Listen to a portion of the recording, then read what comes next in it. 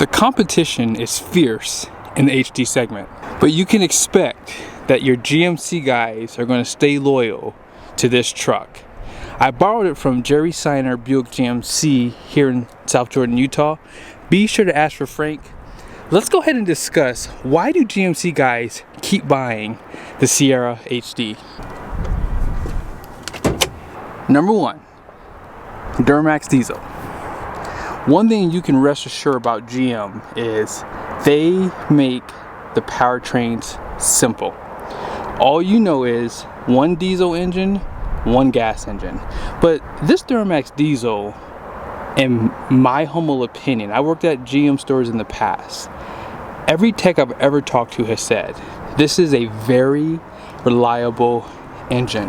V8 configuration, 6.6 liter displacement. They've only had 6.5 and 6.6, and that's it. Ford has had so many. Ram has been pretty consistent, 5.9 and then 6.7, but 6.6 and 6.5. A lot of people like to know their truck, and if you buy a GM truck, it's easy to know. And there's no need for a high output because the Duramax is the high output. There's nothing else they need. And that's one thing I love about GM, because at the end of the day, if you're looking to buy one, you know either you have the Duramax or you have the gas engine. And when you consider the fact that both powertrains now have the stamp approved Allison 10 speed, that too is a big selling factor. So the Duramax and Allison is my first point. Everyone loves that Allison transmission. And from what I've seen in the past and what I see today, this powertrain is very reliable. And let's not forget, if you're looking at a GM truck, you see right there? This truck has a 342 rear and a 373 for the gas engine. It doesn't matter which truck you buy, whether it be a dually, whether it be a 3500 single rear wheel or 2500 single rear wheel, that is the axle ratio. They don't change it. Now they do go from an 11.5 inch ring gear to a 12 inch ring gear, from 3/4 ton to 1 ton, depending on engine and configuration, but it's so simple. Now if you're new to GMC, 470 horsepower, 975 pound-feet of torque comes out of that Duramax, and then the gas engine is rated at 401 horsepower and 464 pound-feet of torque. With that being said, the second point I'm going to make is these trucks are super easy to configure. Let's hop online really quickly. Now this is going to be the window sticker for the truck in the video, so be sure to take note of it. And check out all the standard equipment. One thing that's nice about the AT4 is it has a lot of nice features. As you guys saw on the exterior, everything you saw comes standard. But as far as the performance goes, this does have an automatic locker, skid plates, and this one does have the larger screens and the premium GMC infotainment system as well. Dual climate control, heated and ventilated seats, all this stuff comes standard for $71,300. And if you want the gas engine and no other option, it would only be $1995 plus this price here.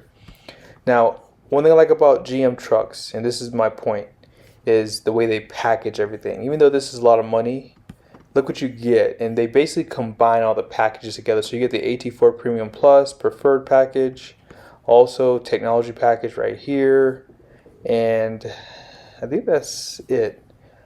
And then the total price of the truck is just under $88,000. And here's a few other options. Now if you go online on the builder, this just kind of drives the point home.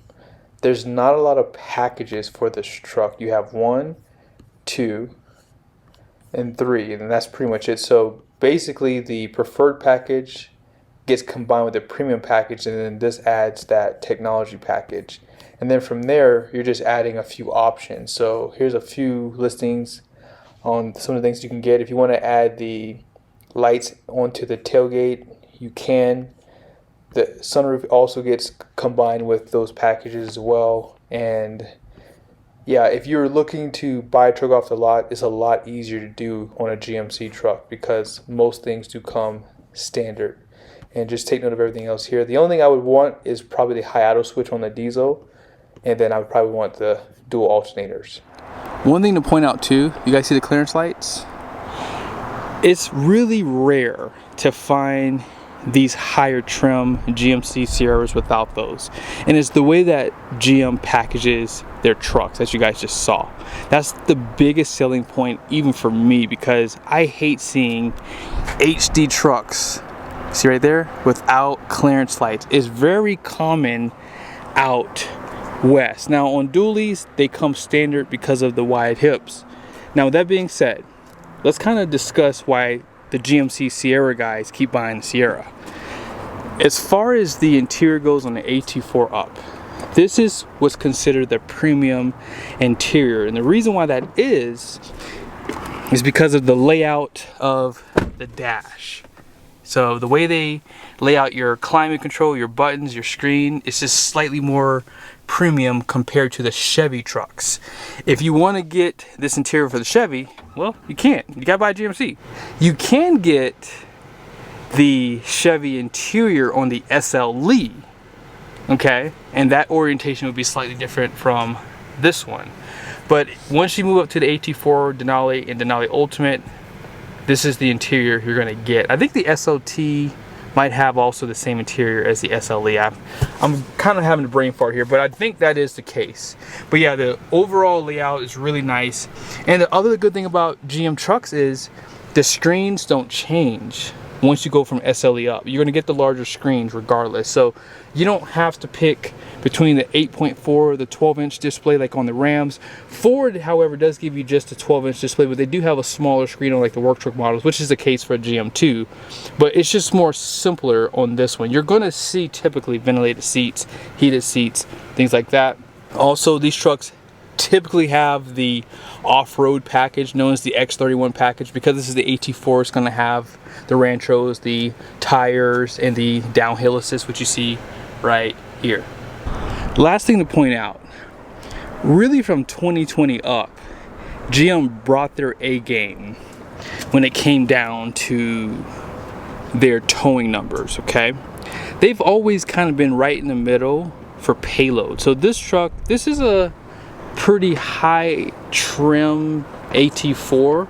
The only thing that is missing is really the power deployable running boards, but they give you an even better running board for an off-road truck, which is these high clearance steps. So these are going to add some weight. But this truck has 3,695 pounds of payload. I would venture to say that's probably about second place to Ford. It's probably more compared to the Ram trucks, although Ram doesn't have like an off-road package like this for their truck. I know someone's going to say, well, they have the Rebel, but the Rebel is only in a 2500. So for 3500 like this truck is, they don't have something similar to this. But yeah, look at the towing numbers. 20,000 pound conventional, 21.6, and that's pretty much neck and neck with the other two there. And because it's a single rear wheel, you're not going to really be able to tow as much. And something else to consider is this. With Ram trucks, they do have air suspension option, but it's another $1,700 you have to spend, right? And one thing I like about GM is they do have the most robust suspension out back, and they have the highest axle rating in the rear for 2500 and 3500. And also consider the fact they do put that fifth wheel prep package slightly behind the axle. So when it's all said and done, it's so easy to pick out a GMC truck on the lot. I typically order my trucks, right? I typically order them. And the reason why is because I'm very picky. So when I buy any truck off the lot, it's very rare. If I had to tomorrow, Ford would probably be non-existent for me because, again, the clearance lights are always missing on those trucks. And there are some packages that I absolutely have to have if I get a Ford. Same thing goes for the Ram trucks. Ram trucks are the worst. They are the absolute worst. If you want to buy a Ram truck off the lot, for me personally, it would be hard. Because if I'm going to get a 3500, I'm going to get the air suspension. I'm going to get the high output Cummins because I like the Eisen. And there's just other things that you have to pick. And they're not all packaged well like they do on the GMC trucks. My last point is, GM trucks are exclusive in the HD segment with the IFS. If you don't know what IFS is, it's independent front suspension. Most guys who plan on buying an HD pickup truck most likely will have it as their daily driver, okay? With that being said, If you want the best riding pickup truck in the HD segment, look no further than here. This is truly the best.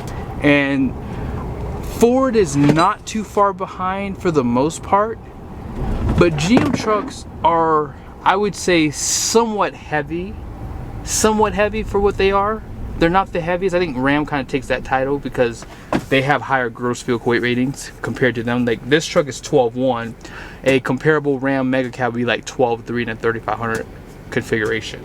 So the weight does help the way these trucks feel on the road too. The more weight, the better they ride.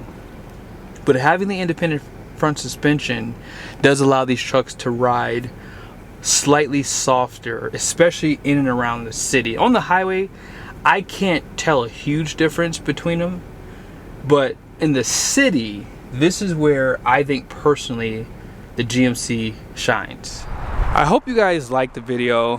When it comes down to configuring a GMC, I do understand why some people just continue to buy GMC Sierra, because it's very easy to configure these trucks. The packages make sense and the powertrains aren't confusing. So when it's all said and done, this truck can do what the others do, and you can look good doing it. Having the AT4 package, or even a Denali Ultimate, or even just the regular SLT work trucks. I mean, they all have great designs, and they all benefit from having just the most versatile package you can get in the HD segment.